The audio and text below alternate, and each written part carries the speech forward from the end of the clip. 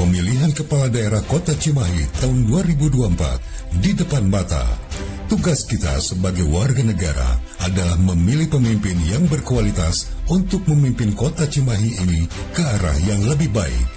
Bintang Rakyat Media atau Bram Studio bekerja sama dengan 5 waktu radio streaming menghadirkan Cimahi Memilih. Di 5 waktu radio dari para narasumber tentunya dengan rekomendasi dari masing-masing para narasumber. Dan nanti akan ditemani Mang Awan ya oleh Bung Kanda yang baru datang. Nggak apa-apa, nanti closing statement juga dari beliau karena beliau juga tentunya mendengar 5 waktu radio streaming melalui jaringan Clickhouse-nya ya. Oke, Mang Awan. Ya. Ada tadi pertanyaan ya. Bagaimana bisa disebutkan? Ada tadi pertanyaan, tapi ini HP-nya keburu. Sebentar Kang Woyah. Ini saya rangkum dulu. Sebentar. Pertanyaannya ini nih, Kang Wo. Kurang gede. Udah gede belum segini? Cukup ya?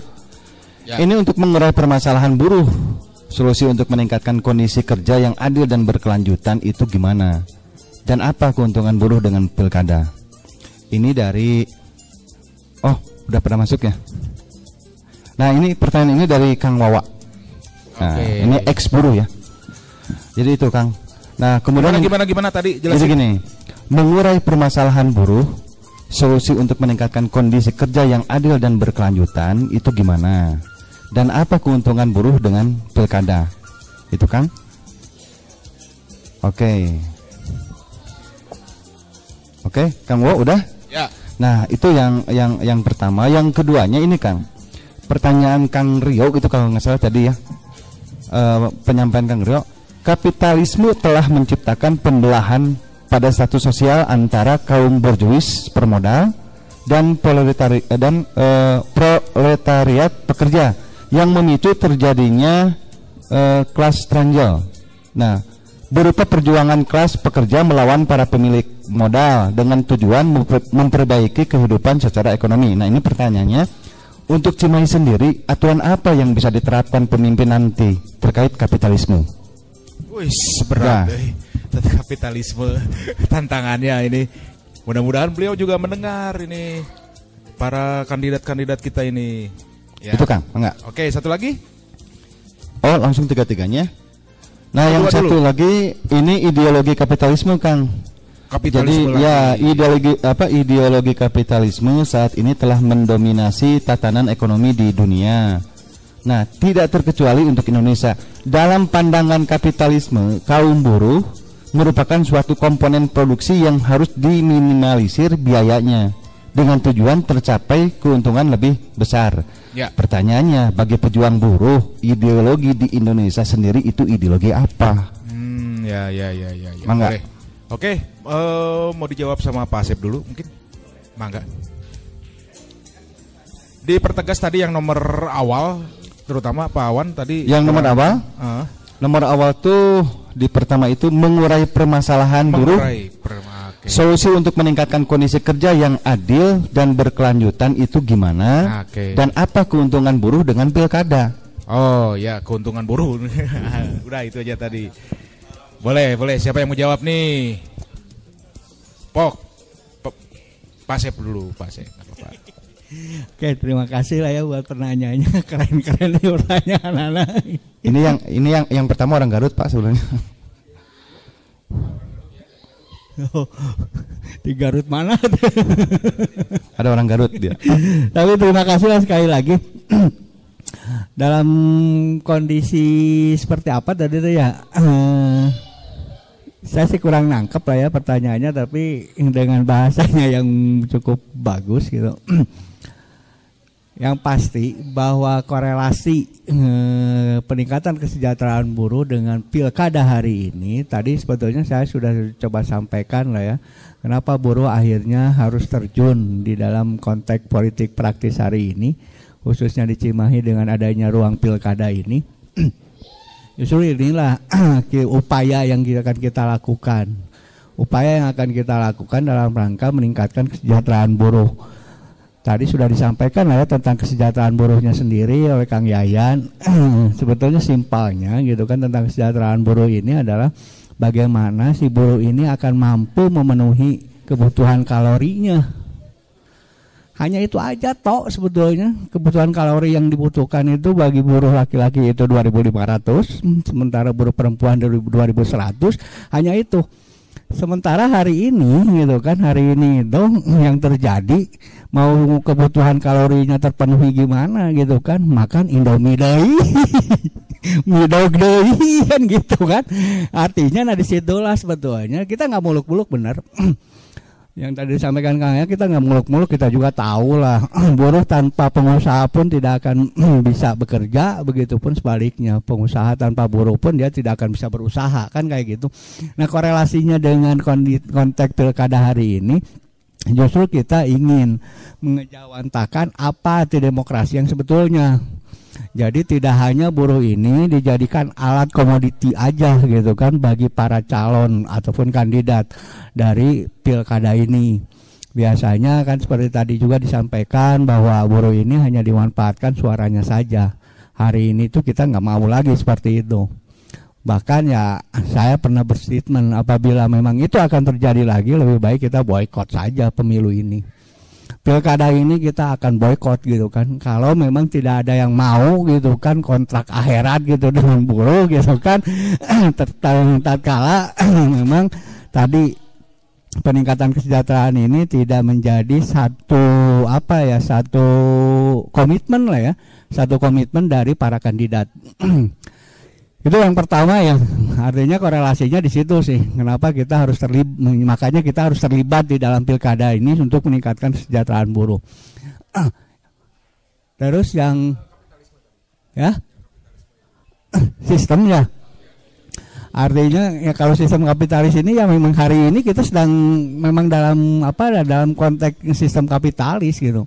Walaupun mungkin gitu kan kita menganut azas Pancasila, tetapi ya kan Pancasila ini sila kelimanya itu keadilan sosial bagi seluruh rakyat Indonesia gitu kan. Dengan sistem kapitalis yang ada hari ini justru ini akan kontradiktif gitu kan. Di mana kapitalis ini ya memang mengakumulasikan modal gitu menjadi tolak ukurnya. Tidak ada gitu akumulasi keadilan di situ. Atau tidak ada rasa keadilan di situ, akumulasinya modal. Tatkala modal ini berbicara, maka keadilan pun akan tersingkirkan. Yang bagus gitu kan, seharusnya ya kalaupun kita mau berbicara lebih jauh tentang sistem di pemerintahan ini, kalau menurut pandangan saya secara pribadi ya sistem sosialis lah. Artinya semua bisa menikmati itu, rasa keadilannya pun pasti akan ada. Kalau kapitalis ini ya arti akan terjadi monopoli kapital ya, monopoli finansial, monopoli keuangan. Nah di situ akhirnya yang memang Indonesia ini ya kita sering mendengar lah ya, kita sering mendengar istilah oligarki lah kan kayak gitu kan, penguasaan kapital oleh segelintir orang. Nah inilah sistem kapitalis yang kita harus rasakan hari ini di situ sebetulnya. Maka kalaupun Indonesia ini ingin maju sebetulnya ya sistem sosialis lah yang memang menjadi pilihan. Tetapi gitu kan lagi-lagi nih sosialis ini kan diidentikan dengan komunis kan kayak gitu. Akhirnya gitu kan menyamakan sosialis dengan komunis. Makanya setiap aktivis gitu kan yang menyuarakan suaranya untuk hal itu selalu diidentikan dengan komunis.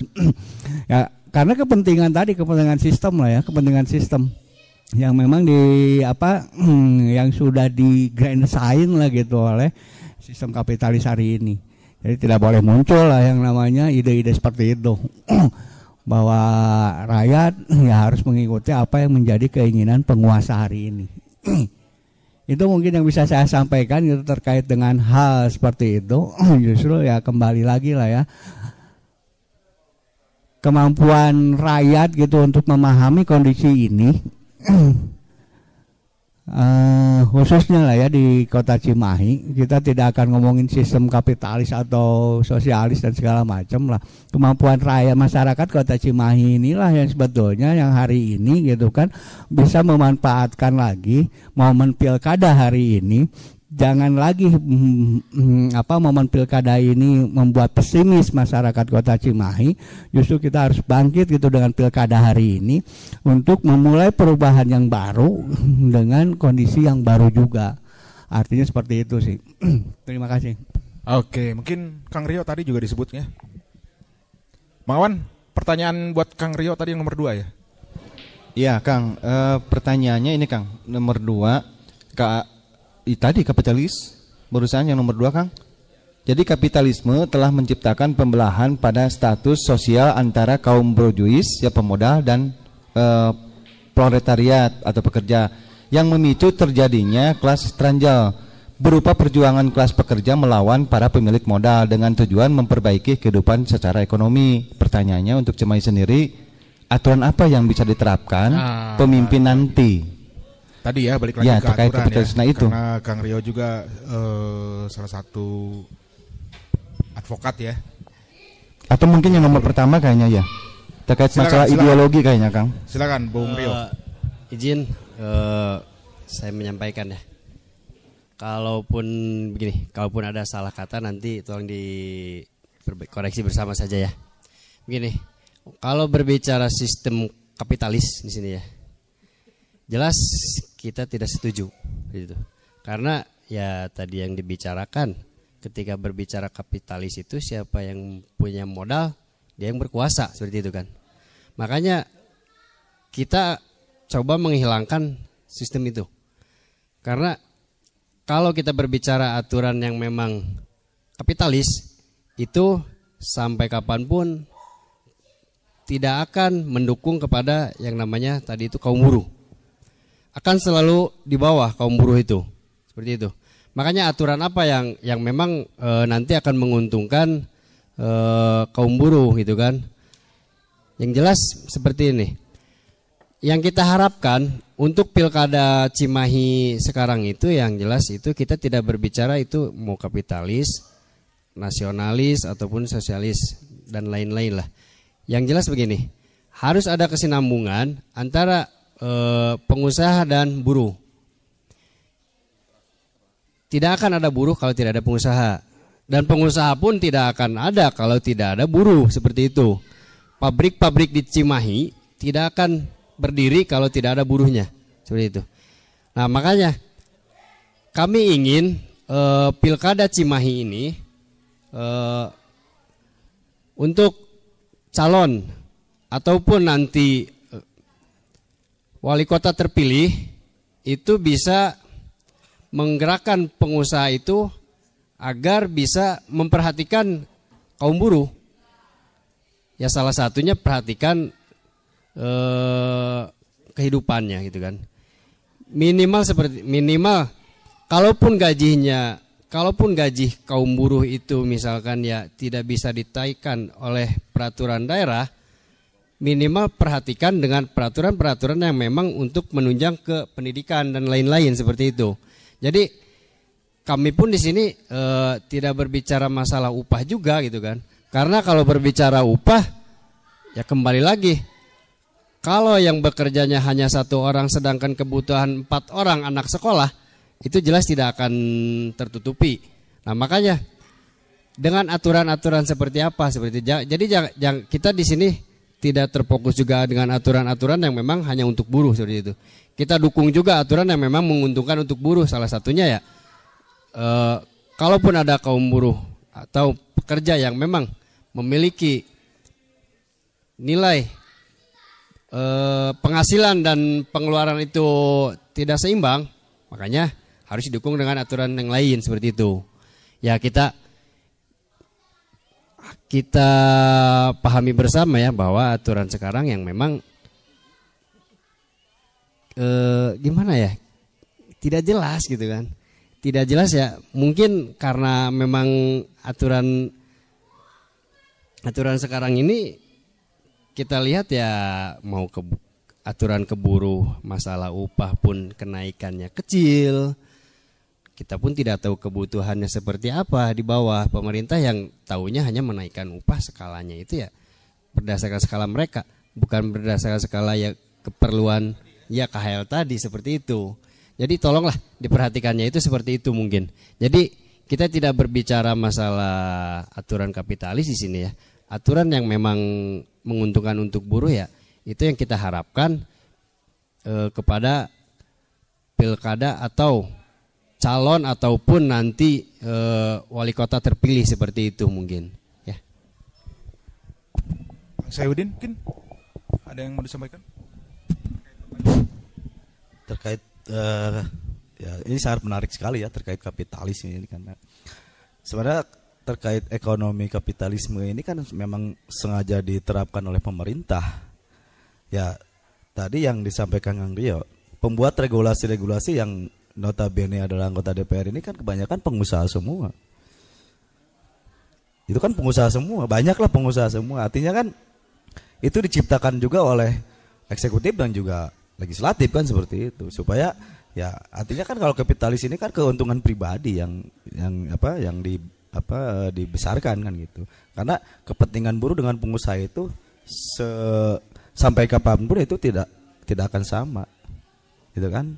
Karena ya pengusaha ingin untung sebesar-besarnya, ya pekerja ingin gaji yang sebesar-besarnya juga. Artinya kan bertolak belakang lah.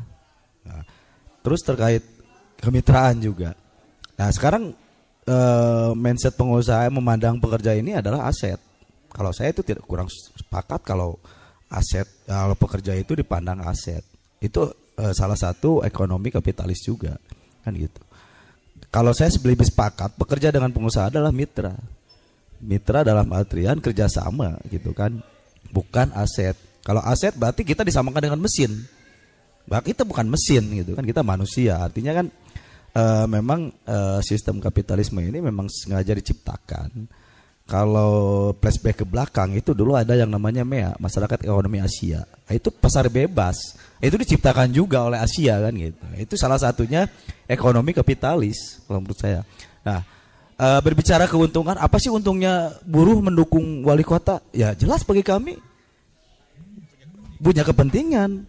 Ya salah satunya itu kepentingan untuk kesejahteraan kami kaum buruh yang ada yang 70.000 buruh ini, pekerja yang ada di Kota Cimahi. Ketika Perda, tadi kita kembali ke Perda. Ketika Perda ini dijalankan oleh pemerintah, oleh pengusaha dari Kota Cimahi, insya Allah pekerja akan sejahtera, gitu kan? Karena di Perda itu banyak memuat kesejahteraan, gitu kan? Banyaklah kalau disebutkan kesejahteraan apa saja di Perda itu. Makanya tujuan kita memilih calon yang memang benar-benar pro terhadap buruh, ya itulah tujuan kita supaya ada regulasi yang memang bukan hanya untuk menguntungkan kita juga, buruh juga, tapi juga pengusaha juga. Jadi tidak sedikitlah pengusaha yang baik juga kan, masih banyaklah pengusaha baik, tapi lebih banyak lagi pengusaha ya yang kurang baik kan gitu, seperti itu, Kang Bu. Terima kasih. Terima kasih.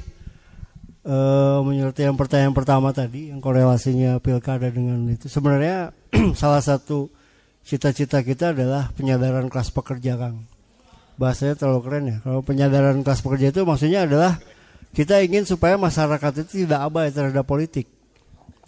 Nah, penyadaran pertama adalah kenapa kita harus aware terhadap politik itu, karena semua apa yang kita lakukan, kita rasakan sehari-hari itu produk politik. Salah satunya adalah harga. Nah, salah satunya adalah harga bahan pokok, harga kebutuhan kita sehari-hari termasuk rokok, kopi, segala macam. Kan harus jadi pertanyaan besar, kenapa rokok harganya segitu? Dan kenapa semua di daerah sama? Bahkan beras, kenapa di tempat asalnya sama dengan di tempat lain? Kan itu harus jadi pertanyaan besar, karena itu memang produk politik. Terus yang kedua adalah yang berhubungan dengan buruh ke dalam kontestasi ini adalah kita ingin supaya buruh itu sadar bahwa perjuangan itu harus dimulai dari diri kita sendiri. Nasib itu bukan untuk dititipkan, tapi untuk diperjuangkan. Nah, setan malah ngomongnya benar. Itu jadi jadi selama ini kan kita abai terhadap politik, padahal kita butuh politik. Nah, salah satunya adalah penyadaran tadi, penyadaran kelas pekerja yang harus berjuang. Kita harus menentukan arah politik itu. Jangan tadi bahwa politik itu kotor, politik bahasa lemesnya brengsek gitunya. Wah, bangsa atau segala macam itu punten diedit Kang kita mau ungkapan hati yang paling dalam. Jadi dalam lah mana. Jadi paradigma itu yang orang sebenarnya nggak tahu sebenarnya. Saya yakin orang yang berpenilaian seperti itu mereka nggak tahu politik. Wah, politik kotor segala macam. Coba saya tanya, kapan kamu pernah berpolitik? Saya yakin tidak pernah. Bahkan hanya cek batur gitu kan. Meneknya kotor teh kotorna taroskeun kana atas. Gitu kan. Jadi kita ingin seorang berstatement itu karena dia ikut, dia praktisi gitu. Jadi jangan berkata wah cek batur teh politik teh kotor, cek batur teh wah segala macam. Padahal dia sendiri nggak tahu. Aksi nyata teman-teman dari aliansi sendiri untuk ke bawah itu. Sosialisasi. Kita sosialisasi. Sedang kita lakukan dan akan terus kita lakukan supaya penyadaran politik ini datang dari masing-masing. Terima kasih. Assalamualaikum warahmatullahi wabarakatuh. Baik, ini di sini kita ada Bung Kanda juga yang tadi sudah sempat dilontarkan ya, karena Bung Kanda salah satu pernah menjadi anggota dewan dari pengusaha gitu kan. Iya kan? Pengusaha. Kira-kira gimana nih tanggapannya nih? Ya, tadi menarik soalnya kan ada perwakilan buruh hanya 2 kursi gitu kan. Ya, sementara sisanya berarti pengusaha semua gitu kan, termasuk Bung Kanda mungkin. Ya. Halo, closing statement sekalian ya, biar ini tadi saya siswa datang saya dengerin gitu. Saya ambil kesimpulan. Pelanggar aturan tentang ketenagakerjaan adalah pengusaha dan pemerintah. Itu yang saya rangkum tadi. Korelasi dengan Pilkada 2024. Ada satu cerita yang tadi saya baru baca, nggak detail tapi Hasto itu seorang sekjen dari partai DPP pusat. Di belakangnya berarti ada ideologi, ada kenegaraan.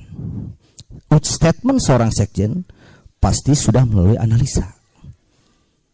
Ketika dia berbeda pemikiran dengan pemerintahan yang berkuasa hari ini, seorang saksi saja harus menunggu 3 jam kedinginan, psikisnya diambil tuh, HP-nya diambil, tersangka atau saksi itu kan bisa dimainin oleh pengusaha. Korelasi dengan pilkada hari ini harus jadi penguasa, berarti harus menjadi penguasa Kota Cimahi. Nah, hari ini buruh bisa menjadi penguasa Kota Cimahi. Itu jadi sasaran yang tadi saya tanggapi itu. Harus jadi, iya dong, penguasa Kota Cimahi. Meskipun kekuasaan tidak full, tapi menjadi penguasa, menjadi bagian dari penguasa. Hari ini tadi kontrak nyawa, darah nyawa yang berdarah, kan ngeri. Tapi itu korelasi yang benar, bahwasanya penguasa bisa membuat alur cerita. Sebuah analisa tentang kenegaraan saja bisa batal hari ini. Seorang saksi bisa direnggut psikisnya itu luar biasa dengan tangan penguasa. Pelanggar undang-undang ketenagakerjaan adalah penguasa dan pemerintah. Oke, berarti penguasa dan pengusaha dan penguasa. Kalau buruh menjadi bagian dari penguasa, minimal satu hilang. Logika berpikir saya seperti itu. Minimal yang melanggar itu kan hilang satu, tinggal pengusaha. Kemarin buruh dikeroyok pengusaha dan penguasa, hari ini pengusaha dikeroyok buruh dan penguasa. Itu harusnya Kota Cimahi. Sehingga saya punya mimpi juga, sebuah visi jangan lagi bersih tapi terkenal. Visi kota adalah terkenal. Hade Cimahi mah penguasa dirempuk ku pengusaha, ku penguasa aja ku buruh. Karena luar biasa itu mimpi. Closing super saya punya mimpi. Saya punya mimpi di Kota Cimahi penguasa dan buruh melawan pengusaha yang Gak benar yang 80% tadi. Saya masuk 20% loh Kang. Hati-hati Kang. Saya masuk 20% tenang. Makanya saya tadi dipukulin, tapi saya tenang aja. Saya mah 20%. Makanya saya terlibat dengan buruh di pemilihan pilkada hari ini dengan saya membuat Cimahi Memilih. Karena saya pengen terlibat nih dengan kawan-kawan buruh untuk menjadi penguasa. Dari pengusaha menjadi penguasa yang akan mengeroyok pengusaha nakal. Pengusaha 80% akan kita keroyok itu. Visi misi ketenagakerjaan hari ini sudah lagi tidak kesejahteraan buruh, sekarang belum tidak penguasa kota Cimahi selesai, buruh penguasa kota Cimahi. Kang Asep nanti staf ahlinya wali kota nanti yang terpilih. Kalau menang Kang Awo ini mah kalau kan saya nanti yang berteriak buruh udah jadi staf ahli gitu atuh. Sehingga mimpi kita hari ini di closing statement saya adalah terwujudnya pengeroyokan terhadap pengusaha yang nakal. Kan biar media keren, pengeroyokan pengusaha 80% kita keroyok dengan pilkada 2024 menjadi kota Cimahi yang terkenal. Visi misi Cimahi hari ini adalah terkenal. Udah itu hebat lah Cimahi selalu ngeroyok pengusaha tangges kota lain tong nurutan lah. Udah mau bisa kota lain. Tadi kontrak ku duit, ku darat. Ya, mau bisa. Dunia akhirat nyawa bos. Jadi kota lain wah, mau kuat mudah gerak. Wah. Cila kerjaan buruh yang lain di sana kontrak set duit set sekretariat. Jika partai ya buruh di luar negeri mah kawali kota metanol ngadukung sekretariat. Partai ge saru di Cimahi anu hayang dukungan meta sekretariat. Nah, hari ini beda kontraknya dunia akhirat.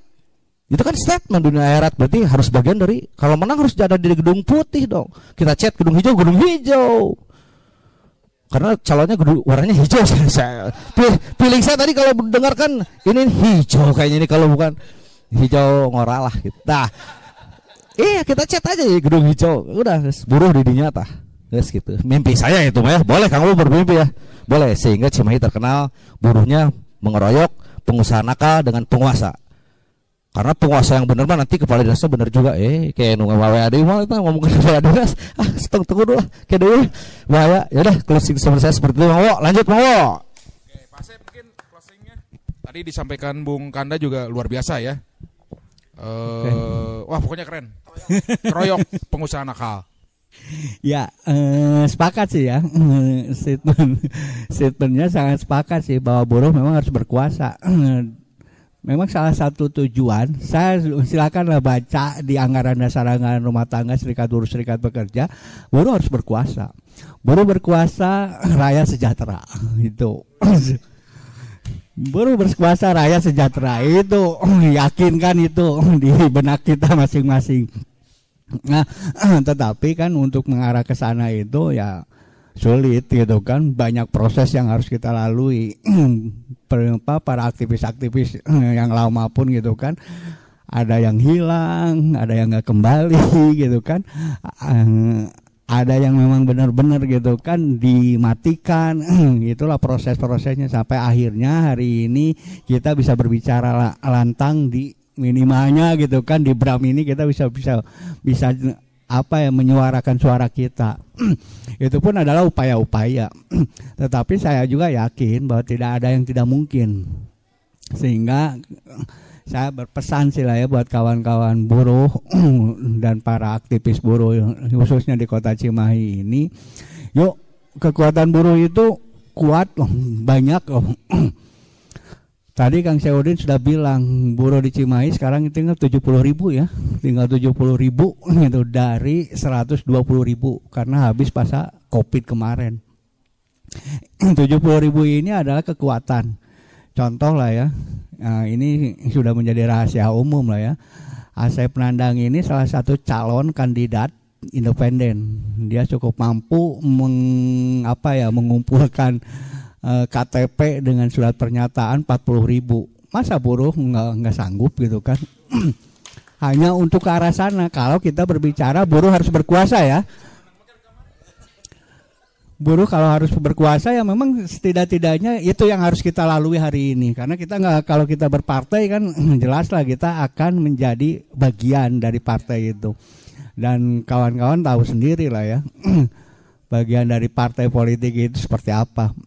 Hari ini kenapa tadi ya saya sih bukan mau mengatakan bahwa wajarlah akhirnya gitu kan masyarakat menyatakan politik itu kotor, politik itu kejam, politik itu brengsek kan kayak gitu. Itu hal yang wajar karena memang dipertontonkan. Korupsi yang terjadi hari ini bertriliunan ribu gitu itu dilakukan oleh para partai politik. Jujur di situ, makanya wajar gitu. Tetapi kita sebagai aktivis buruh ini dan kawan-kawan buruhnya sendiri ya nggak juga harus pesimis dengan kondisi itu. Artinya kita tetap harus optimis. Dan tadi statement yang disampaikan Kang Kanda tadi itulah yang memang harus kita lakukan. Buruh berkuasa. Situ aja sih yang ingin saya sampaikan. Dan terkait dengan pertanyaan tadi saya sih cukup tergugah dari pernyataan tadi yang saya menyebutkan perbedaan proletar dengan borjuis. Ini sudah bukan zamannya Bung untuk ngomongin borjuis dengan proletar. Hari ini itu sudah abad yang berbeda gitu kan dengan masa-masa yang kita lalui zaman dulu. Perjuangan antara kaum proletar dan kaum borjuis ini sudah segmennya segmen Gen Z lah ya. Jadi sudah tidak lagi cukup mengenal dengan hal seperti itu, tapi marilah kita masuk kepada yang realistis lah. Hal-hal yang realistis sehingga kita tidak terjebak lagi dengan nuansa-nuansa masa lalu. Karena borjuis dengan proletar itu ya memang ada di zamannya Aki Ato ya. Zamannya Orde Baru lah ya. Artinya perjuangan itu dari situ. Dan kita pun sama-sama dan saya pun sama-sama lah ya melakukan hal yang sama dengan yang tadi bertanya, sehingga marilah kita masuk kepada hal-hal yang realistis hari ini yang akan semakin mudah gitu untuk jangkau, yaitu tadi bahwa kita sudah tidak boleh lagi alergi terhadap partai politik. Tetapi bagaimana kita bisa menguasai partai politik itu. Itu aja sih buat kawan-kawan khususnya di buruh ya. Supaya rasa pesimisme itu dibuang jauh-jauh. Hari ini sudah ada partai buruh. Ya kalaupun itu akan menjadi kendaraan kita bersama pun silakan gitu kan. Tetapi kalau untuk menjadi salah satu calon kandidat di Kota Cimahi ini cukup dengan 8,5% kok dari DPT yang disahkan oleh KPU. Andaikan itulah DPT-nya 500.000 gitu kan, kita hanya butuh 45.000, sementara kita punya anggota 70.000 kan. 70.000 ini kan sudah cukup memenuhi untuk kita berkuasa di Kota Cimahi. Itu terima kasih. Billahi taufiq wal hidayah. Assalamualaikum warahmatullahi wabarakatuh. Kang Rio mungkin silakan untuk sedikit saja. Saya setuju dengan tadi statement dari Kang Kanda ya. Kroyok pengusaha nakal oleh penguasa dan buruh gitu kan. Mencek orang Sunda mah orang rempuk gitu ya. Pengusaha nakal teh orang rempuk ku penguasa jeung ku buruh. Salah satunya ya buruh harus menjadi penguasa seperti itu. Kalau yang menjadi penguasa dari pengusaha ya tadi tetap buruh yang dikeroyok gitu kan. Itu. Jadi intinya kalau kita pengen peraturan lebih baik, maka kita harus masuk ke bagian daripada pemerintah seperti itu. Dan saya berharap untuk pilkada atau wali kota terpilih nanti itu wali kota yang berani. Agar apa? Agar Cimahi itu terkenal tadi kan. Cimahi itu terkenal bukan terkenal karena demonya aja gitu kan.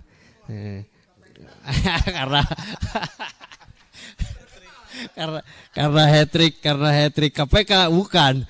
Terkenal yang memang berani untuk apa? Untuk mengambil atau untuk menetapkan peraturan daerah yang lebih baik daripada peraturan pusat seperti itu. Karena peraturan daerah itu kalau lebih baik daripada peraturan pusat itu tidak salah dan tidak menyalahi juga seperti itu. Ya tadi kalau kata Kang Saihuddin, kalau ada calon wali kota yang berani menetapkan UMK itu 20%, kenapa kita nggak memilih yang itu, seperti itu kan? Nah itu lebih baik kan? Itu lebih baik ya kita pilih yang memang mau berani gitu, seperti ya si bapak yang tadi mau kita usung seperti itu. Cimahi terkenal kita wujudkan seperti itu ya. Kang Sai. Baik, terima kasih Kang Bu. Jadi kesimpulan dari saya itu terutama untuk rekan-rekan buruh yang hari ini menonton live streaming di hari ini, karena kita punya slogan buruh bersatu tak bisa dikalahkan gitu kan. Nah, insya Allah ini bagian dari proses pembelajaran politik, edukasi politik. Jadi rekan-rekan pekerja juga harus melek politik, karena insya Allah di 2029 nanti apa yang tadi disampaikan Kang Kanda, Pak Asep juga Kang Rio, insya Allah 2029 kita sebagai buruh akan berkuasa baik di parlemen ataupun di eksekutif. Itu saja mungkin. Terima kasih. Kang Yayan. Closing statement jangan terlalu panjang. Buruh hayu berjuang, tunjukkan kita masih ada. Buruh berjuang, buktikan hari H pencoblosan datang ke TPS, tong lalembur wae. Kita akan tentukan nasib buruh di Cimahi dengan tangan kita sendiri. Terima kasih. Assalamualaikum warahmatullahi wabarakatuh. Luar biasa Mang Awan, narasumber kita langsung dari teman-teman kaum buruh ya, serikat buruh. Oke Mang Awan, ada lagi yang ditanyakan di ini? Sudah atau cukup, mungkin kita sudah ini ya. Ada satu kita perwakilan. sudah lewat waktu juga. Kita langsung statement tutup aja. Udah Ya. jam 10 malam. Oke, sahabat-sahabat Lima Waktu Radio Streaming, kita sudah ada di penghujung waktu Cimahi Memilih edisi Selasa 11 Juni 2024 ini. Mudah-mudahan tadi sahabat-sahabat saya yang hadir hari ini bisa memberikan pencerahan, bisa menjadi satu literasi, bisa menjadi satu rekomendasi untuk para kandidat pimpinan atau pemimpin kota Cimahi ke depan. Tadi tidak bisa disebutkan siapa-siapanya, nanti kalau sudah ada pengumumannya baru kita sampaikan. Gitu ya Mang Awan ya? Iya, Kang. Saya Mang Uwo bersama narasumber yang ada di depan mengaturkan terima kasih untuk 5 Waktu Radio Streaming bersama Bram Studionya. Mengucapkan billahi taufiq wal hidayah. Wassalamualaikum warahmatullahi wabarakatuh. Pemilihan Kepala Daerah Kota Cimahi tahun 2024 di depan mata. Tugas kita sebagai warga negara adalah memilih pemimpin yang berkualitas untuk memimpin Kota Cimahi ini ke arah yang lebih baik. Bintang Rakyat Media atau Bram Studio bekerja sama dengan 5 Waktu Radio Streaming menghadirkan Cimahi Memilih. Sebuah program dialog interaktif yang dikemas melalui diskusi publik dan talk show. Hadir sebagai sarana edukasi dan informasi dalam upaya mewujudkan pemimpin berkualitas harapan masyarakat Kota Cimahi. Cimahi Memilih hadir setiap hari Selasa malam mulai jam 19 hingga 21. Cimahi Memilih siap menghadirkan narasumber yang kompeten mulai dari suara masyarakat, praktisi dan pengamat ekonomi, praktisi hukum, pengamat politik, sosial budaya, juga berbagai kalangan apapun yang akan merekomendasikan harapan dan tujuan bagi calon pemimpin Kota Cimahi yang berkualitas. Pemimpin yang berkualitas memiliki kemampuan untuk memimpin pembangunan di Kota Cimahi dengan visi jangka panjang. Dia mampu merumuskan kebijakan-kebijakan yang mendukung pertumbuhan ekonomi, pendidikan, kesehatan, dan infrastruktur. Pemimpin yang berkualitas dapat menciptakan iklim investasi yang kondusif dan mendorong inovasi untuk meningkatkan kesejahteraan rakyatnya. Pemimpin berkualitas mampu berkomitmen untuk melayani seluruh masyarakatnya tanpa pandang bulu. mampu menciptakan kebijakan inklusif yang memberdayakan semua lapisan masyarakat. Pemimpin berkualitas selalu berpijak dalam menjaga etika, jujur dan transparan sehingga mampu membangun kepercayaan rakyat dan mengurangi potensi korupsi. Pemimpin berkualitas harus siap menghadapi tantangan masa depan dan menggali potensi-potensi baru untuk meningkatkan daya saing bangsa menuju masa depan yang lebih cemerlang. Semua akan dikupas tuntas dalam Cimahi Memilih. Bersama Cimahi Memilih, kita siapkan pemimpin kota Cimahi bersih, berintegritas, menyongsong Indonesia emas. Cimahi Memilih dipersembahkan oleh Bintang Rakyat Media atau Bram Studio bersama 5 waktu radio streaming.